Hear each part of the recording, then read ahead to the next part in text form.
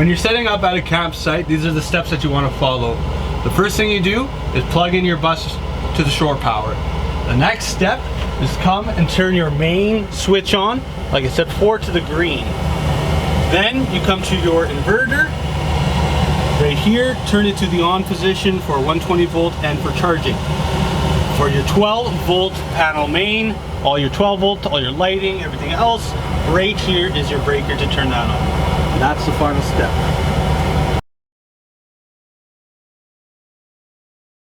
Fuse locations and problems with that. If you ever run into any issues, here are your fuse locations.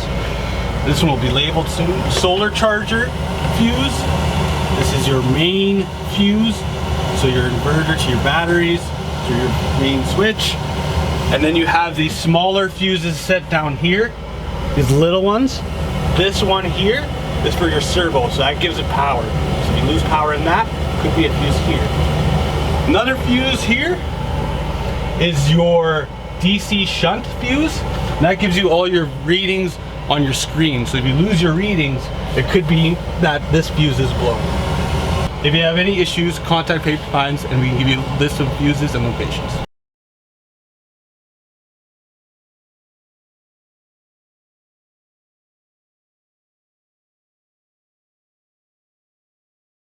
Turning on your 12 volt panel is labeled right here as 12 volt panel main.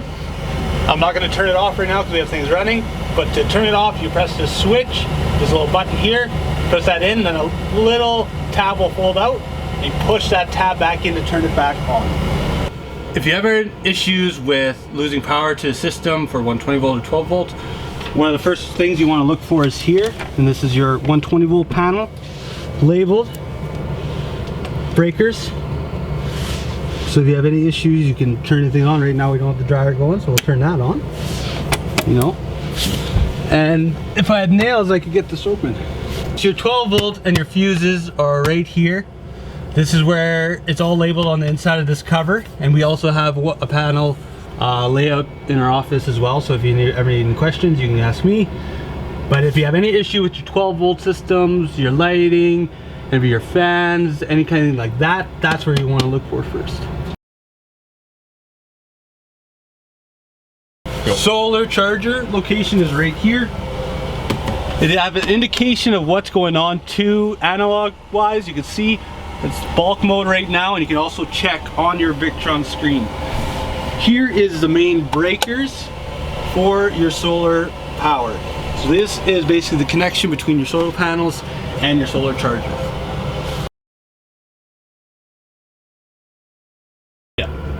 This is your Victron control panel. Here's a few things that you can do with it.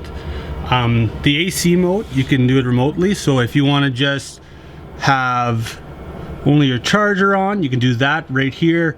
Then you don't have to go and open up in the back. Or you can turn it right off and then turn it back on. You can do that all at your controller here.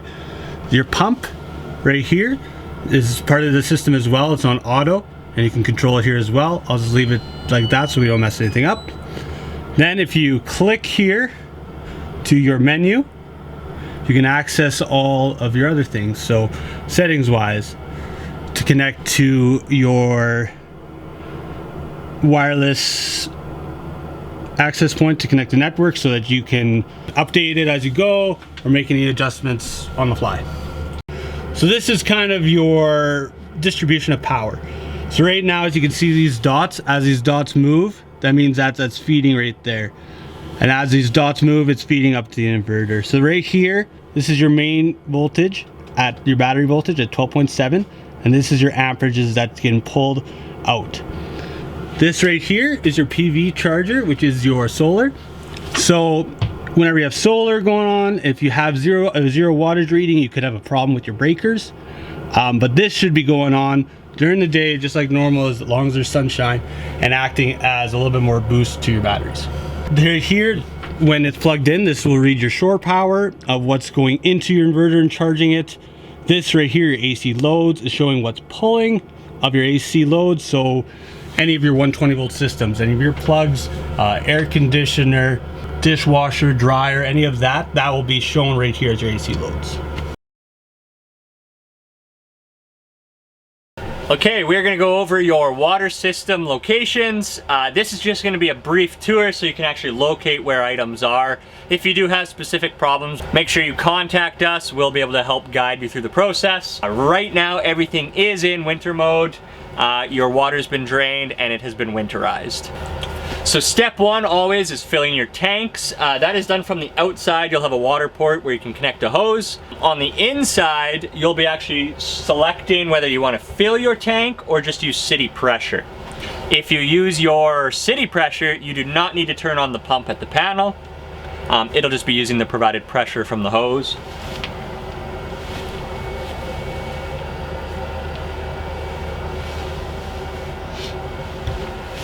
Your water heater currently is winterized and is on bypass mode.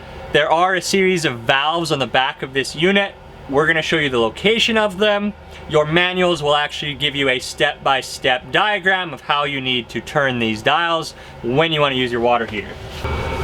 Located on the back of your unit are these bypass valves I was talking about. Little difficult to see on camera, but you will be able to access 3 valves all right there.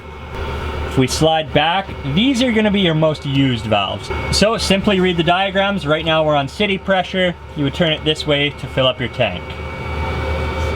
Same goes for hot water heat. Right now it is on bypass. In the summer, when you wanna use this hot water, or if you're winter camping, you're gonna turn that to normal. You will have to refer to the manual to go through the whole setup process. Down here through the floor, through this access port, you do have a drain. That's gonna drain your tanks and your water heater.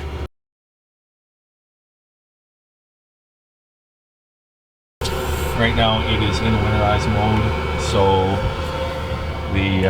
the pickup for the pump is actually hooked up to your siphon hose for sucking up coolant and pumping coolant into your system when you're using it. Normally, you just take this off, store it down in here, and hook the main line back up, which is right there.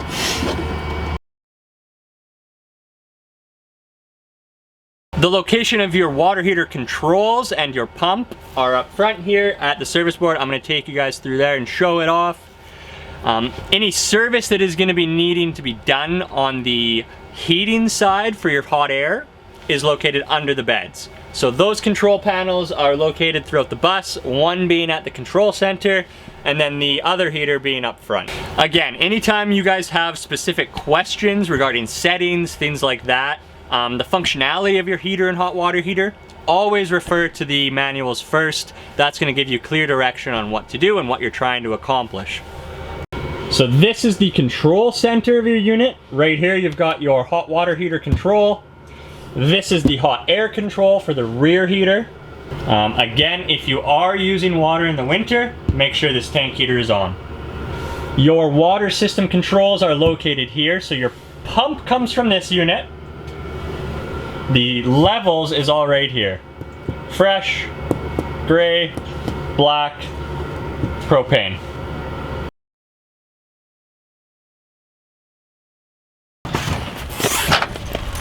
So Rooster's equipped with a pair of generators. Frankie's gonna show them off for us right now. We have everything in our shop heating buses. It's minus 30, so might as well make use of the generator system to actually charge up the bus. To start these units, make sure that the eco throttle switch is off. Next step, turn to on position. Turn this to on position. When it's cold, to choke on. Oh man. Oh, they're cold. So Frankie's taking those bad boys inside. They did not like minus 30.